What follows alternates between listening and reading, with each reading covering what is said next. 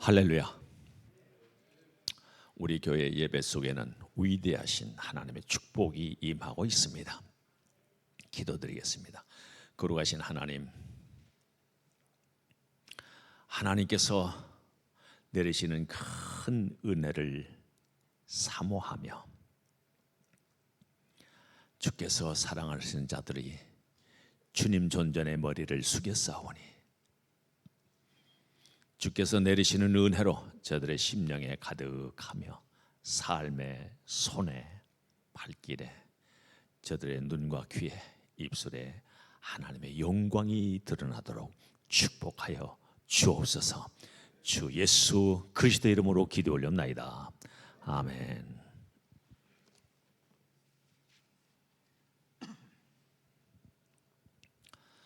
삶이 만족하십니까?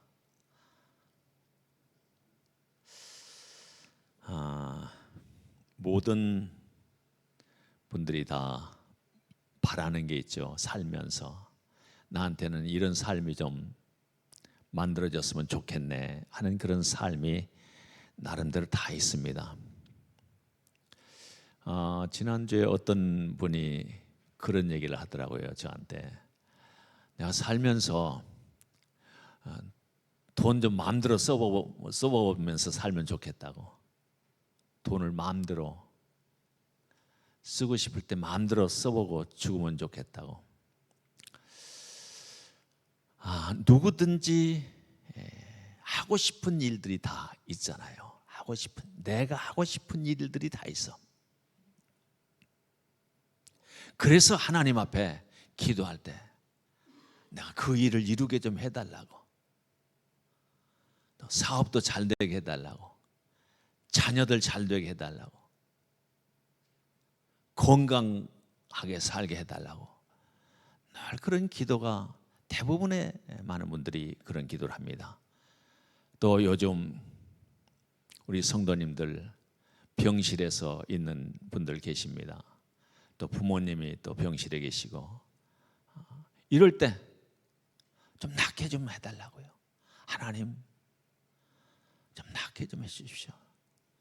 이게 이제 우리 기도가 되지 않겠습니까? 그건 이제 우리가 원하는 것이니까. 그럼 기도는 내가 원하는 것을 구하는 것이 기도인가? 그게 바른 기도인가? 아니면은 하나님께서 내게 요구하시는 그것을 이루게 해달라고 기도하는 것이 옳은 기도인가? 생각해 봐야 돼요. 나는 내가 원하는 것만 구하면서 지금 신앙생활 하고 있는지, 하나님께서 내게 기대를 거시고 하나님께서 내게 원하시는 그것을 좀 이루면서 살 수 있게 해달라고 그런 기도를 하고 있는지 좀 내 자신을 좀 살펴봤으면 좋겠습니다. 사도 바울이요, 지금 로마 감옥에 갇혀 있습니다. 요 빌립보서는 주후 61년경에 기록했다고 이제 얘기를 하고 있는데요. 로마 감옥에 언제 갔는가 하면은 2년 전 주후 59년에 로마로 압송돼서 재판을 받으러 갔죠.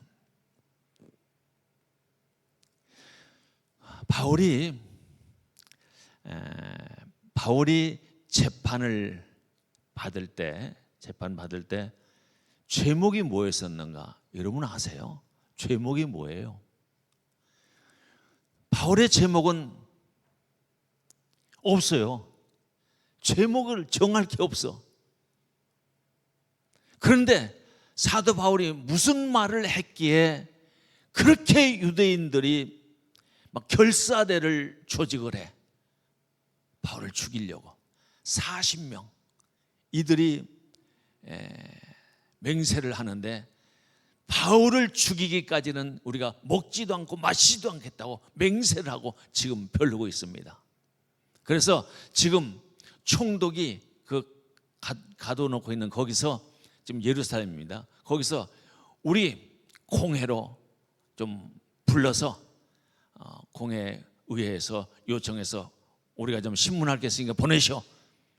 그렇게 얘기를 하십시오. 그러면은 우리가 이 40명들이 우리가 도중에 바울을 체포해서 뺏어가지고 바울을 죽이겠습니다. 죽이려고 그러는 거예요. 도대체 죄가 뭔 죄예요? 뭔 죄? 그것은 바울이 그런 얘기를 해요.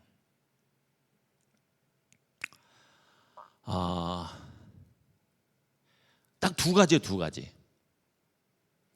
선지자와 모세가 전한 말. 그건 뭐냐? 그리스도께서 고난을 받을 것과 죽은 자 가운데서 먼저 일어나셔서 유대인과 이스라엘과 이방인들에게 하나님의 빛을 전하신다는, 바로 그 얘기예요. 그게 그 말을 이제 변론을 할 때요, 너 이런 유대인들이 이 사람이 죄를 범했습니다 되고 하는데 무슨 죄를 범했느냐 했을 때 성전을 모독하고 또 뭘 하고 뭐 했다고 하는데 증인들이 있습니까? 이게 해보니까 증인들도 하나도 없는 말을 자꾸 이 말 저 말 하니까 이제 베드로에게 바울에게 변론을 한번 해보라고 했을 때 막 이런 얘기를 하는 거예요. 이런 얘기를 하는 겁니다. 그러니까 그 변론할 때 그 변론을 들었던 그 많은 사람들 앞에서 이 베스도 총독에게 당신도 그리스도를 믿으라고 하는 그런 직접적인 표현도 그런 식으로 얘기를 하는 거예요. 열정적으로 그렇게 변론을 할 때 이 베스도 총독이 너 미쳤구나. 너의 많은 학문이 너를 미쳤구나. 아닙니다. 난 미친 게 아니라 옳은 말을 합니다. 바른 말을 합니다. 바르고 옳은 말을 할 뿐입니다. 그렇게 하고 그때 이제 아그리파 왕도 거기 같이 동석했을 때, 아그리파 왕이요, 당신은 선지자의 말과 모세의 말을 믿으시나이까? 믿으시는 줄 압니다. 그러면서 아그리파 왕에게도 막 이 변론을 해나가는데 그때 깜짝 놀란 거예요. 거기에 있는 베스도 총독도 아그리파 왕도 놀래버린 거예요. 거기 많은 사람들이 놀란 거예요.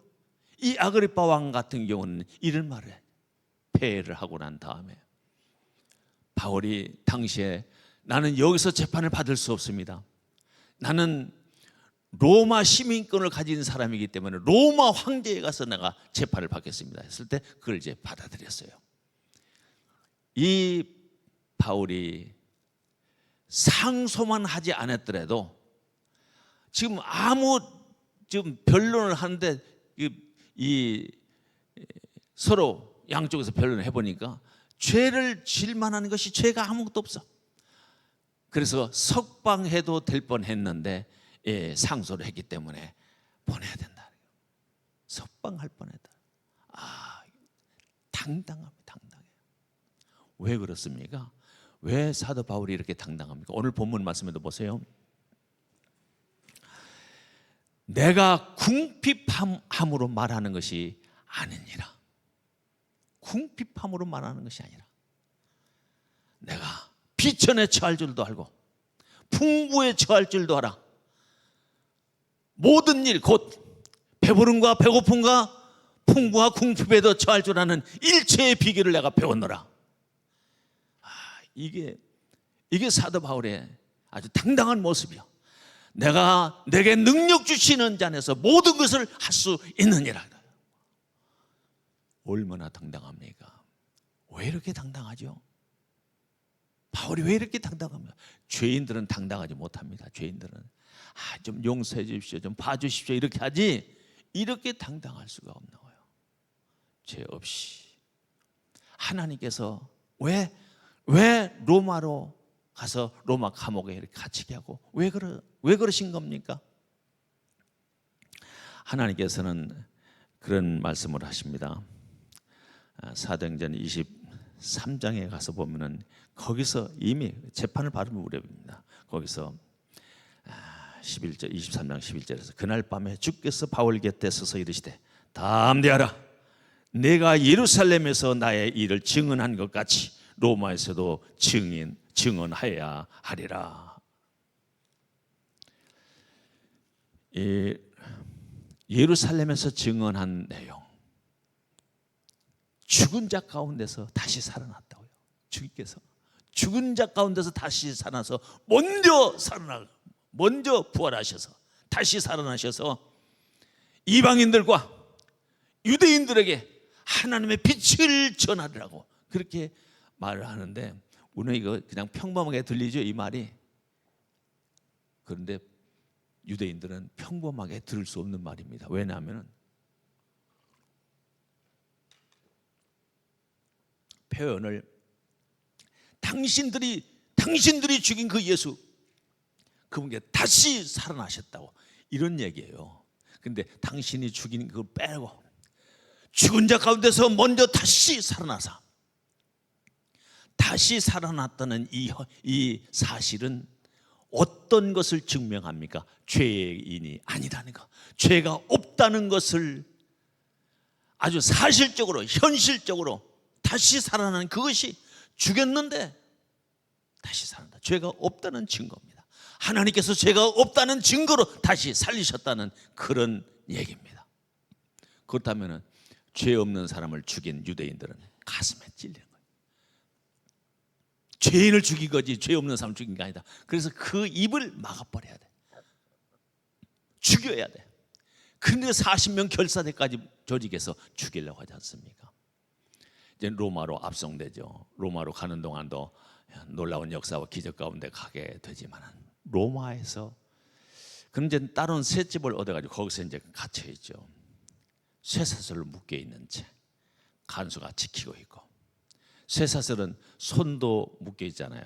꽉 이렇게 묶은 건 아니지만 널찍하게 좀 길 줄을 만들고 양쪽 손을 묶고 발목을 채워놓고 쇠사슬에 묶인 채. 그렇지만은 거기서 이제 59년도에 가가지고 이제 61년째 됐는데, 이 본문의 말씀, 이 빌립보 교인들에게 편지가 61년도에 편지한 내용이라요. 너무도 오랫동안 사도 바울이 생각할 때 가면은 죄가 없기 때문에 금방, 로마 시민권을 가진 사람으로서 죄가 없기 때문에 금방 풀려날 걸로 생각을 했습니다. 근데 풀려나지 않아요. 한 달도 아니요, 두 달도 아니요, 석 달도 아니요, 2년여 동안 계속 이렇게 묶여 있는 거예요. 언제 풀려날지도 몰라. 기약도 없어. 얼마나 지치겠습니까? 얼마나 힘듭니까? 감옥에 갇혀 있는 사람으로서 뭘 거기서 누릴 수 있습니까? 뭘 할 수가 있습니까? 누릴 수 있습니까? 뭘 해? 아무것도 못 하잖아요. 가장 빈곤한 상태, 비천한 상태, 그런 상태에 놓여 있는 겁니다. 그때도 그런 당당하게 내가 비천에 처할 줄도 알고 풍부에 처할 줄도 알아. 나는 자족하기를 배웠다고. 나는 일체의 비결을 배웠다고 그렇게 당당하게 외치고 있습니다. 그게 뭔가요? 일체의 비결을 배운 그게 도대체 뭔가요? 이렇게 당당할 수 있는 그 사도 바울 가슴속에 도대체 뭐가 있길래 이렇게 당당한 겁니까? 일체의 비결이, 그 내용이 뭡니까? 13절에서 내게 능력 주시는 자 안에서 내가 모든 것을 할 수 있느니라. 비천에 처할 줄 알고 풍부에 처할 줄도 알고 배고픔, 배부름, 풍요로움, 궁핍, 이런 모든 형편에 처할 줄 아는 일체의 비결을 배웠노라고요. 그런 삶을 지금 살고 있는 겁니다. 가두고 있어서, 갇혀 있어서, 쇠사슬에 묶여 있어서 아무것도 할 수 없는데도, 그런데도 불구하고 당당하게 나는 모든 것을 할 수 있느니라. 할렐루야. 그런 삶을 살 수 있기를 축원합니다. 옛날에 노예들은 누구를 위해서 삽니까? 자기 자신을 위해서 사는 게 아니라 주인을 위해서 목숨을 바치는 거예요. 주인을 위해서 죽기 살기를 일하는 거예요. 맡겨진 일에 죽기 살기 목숨 걸고 그 일을 해내는 거예요.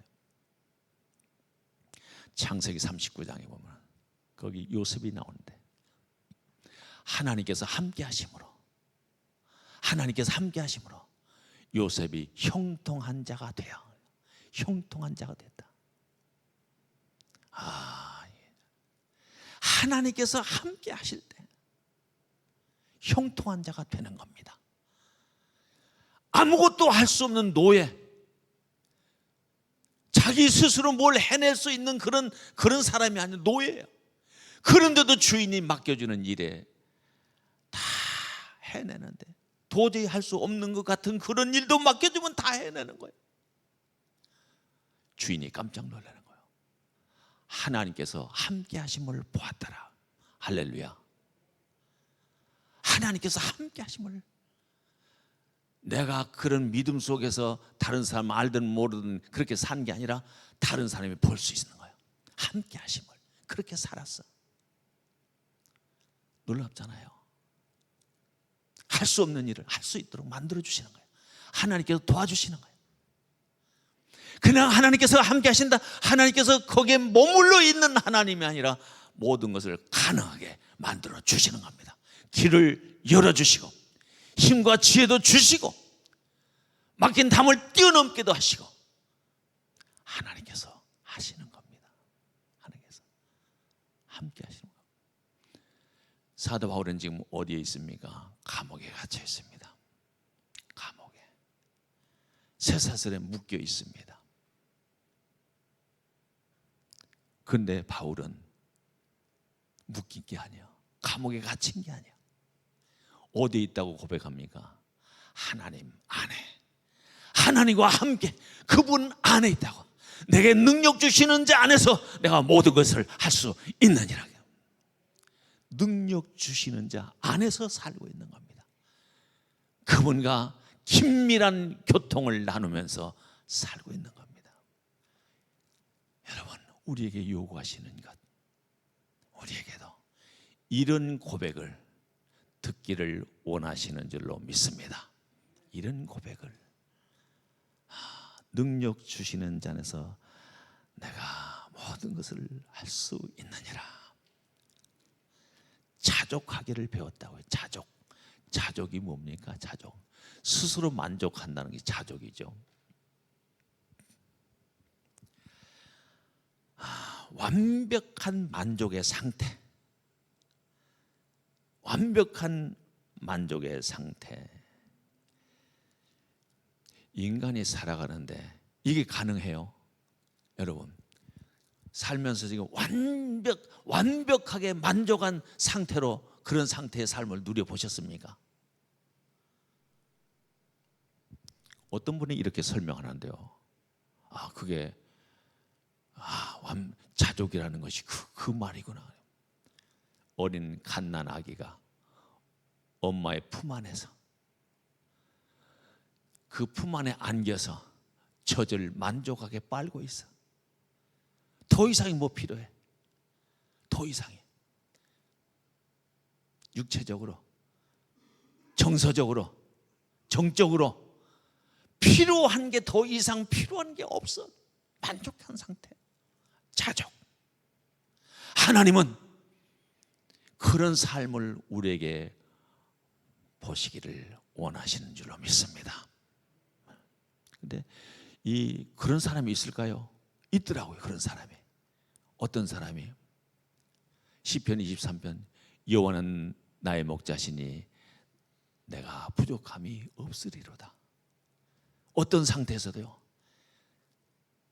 사망의 음침한 골짜기에서도 두려워하지 않아요. 어떤 것도, 어떤 해도 두려워하지 않는 상태. 다윗이요, 그 다윗에게 기도하는 것 딱 한 가지 기도가 있었는데 이렇게 고백을 해요.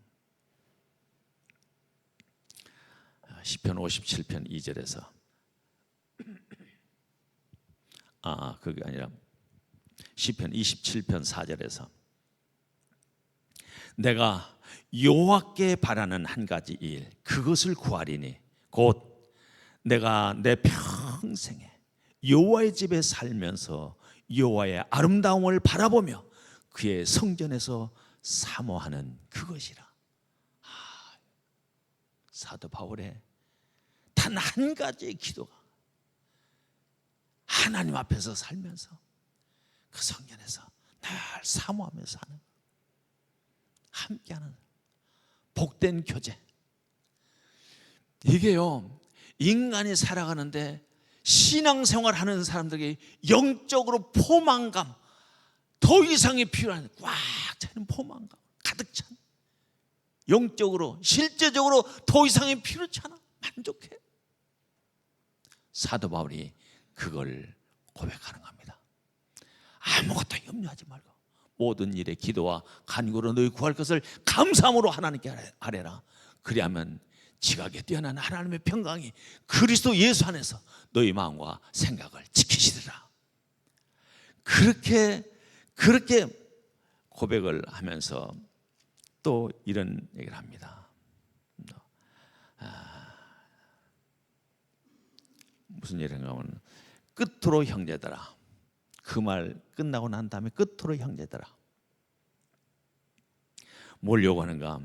무엇에든지 참되며, 무엇에든지 경건하며, 무엇에든지 오르며, 무엇에든지 정결하며, 무엇에든지 사랑받을 만하며, 무엇에든지 칭찬받을 만하며, 무슨 덕이 있든지 무슨 기림이 있든지 이것들을 생각하라 하고서 그 다음 절에 또 이렇게 얘기해. 너희는 내게 배우고 받고 듣고 본 바를 행하라. 그리하면 평강의 하나님께서 너희와 함께 계시리라. 할렐루야. 하나님은 누구와 함께 계셔요? 누구와? 너희는 내게 배우고 받고 듣고 본 바를 행하라. 그리하면 평강의 하나님이 너희와 함께 계시리라. 이것이 빌립보서 4장 9절에 있는 말씀. 그리고 오늘 11절부터 13절까지 본문이죠.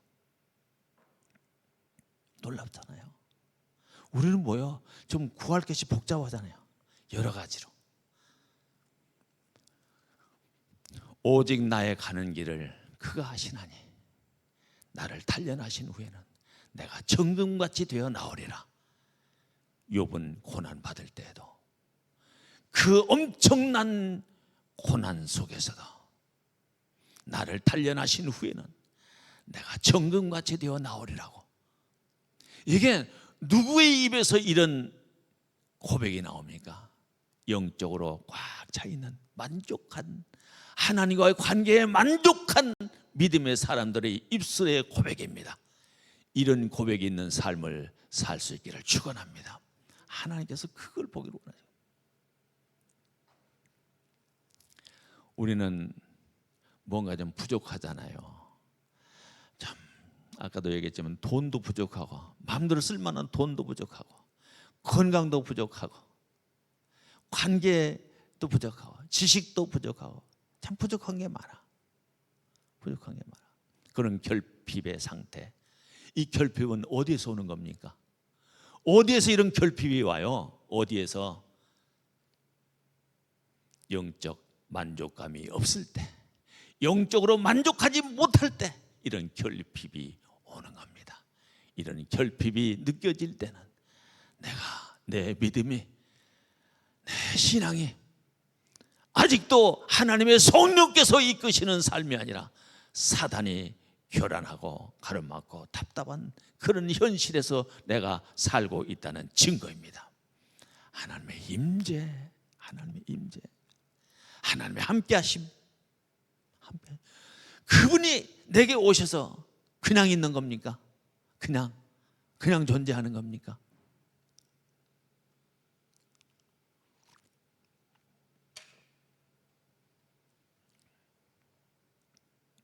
내게 오시면 내게 능력을 주시고 길을 열어주시고 형통하게 하시고, 요셉과 함께 하심으로 요셉이 형통한 자가 되어 형통한 사람이 된 겁니다. 그분께서 함께 하시는 거, 늘 내가 그분과 교제를 나누고 교통하고 그분과 함께 할 때, 문제는 내가 문제지 하나님께서 문제된 겁니까? 내가 막 아우성치면서 왜 이거 응답 안 주십니까? 왜 이러십니까? 아무래도 하나님께 문제가 있는 것이 아니라 내게 문제가 있을 때 하나님은 기다리시는 겁니다. 기다리시는 거예요. 주님 안에서 만족한 삶을 주님 안에서 부족함이 없는 삶을 이제 누리시고, 명절에도 걱정이 많죠. 이것저것 또 인사치레도 하고 뭐 그런 거 걱정하지 마세요. 그런 거 걱정할 게 없어요. 바울은 오늘 본문의 말씀 그 뒤에 보니까 이런 말씀도 하시는 거예요. 18절에서 내게는 모든 것이 있고 또 풍부한지라 에바브로 디도편에 너희가 준 것을 받음으로 내가 풍족하니 이는 받으실 만한 향기로운 제물이요 하나님을 기쁘시게 한 것이라 하고서 19절 핵심 포인트. 나의 하나님이 그리스도 예수 안에서 영광 가운데 그 풍성한 대로 너희 모든 쓸 것을 채우시리라. 할렐루야. 하나님께서 채워주시는 부족함이 없다고. 더 이상 필요한 게 아니라고. 하나님 한 분만으로 만족한 그 사도 바울의 삶을 본받아서 우리도 너희는 내게 배우고 받고 듣고 본바를 행하라. 그리하면 평강의 하나님이 너희와 함께 계시리라. 그런 삶이 될 수 있기를 축원합니다.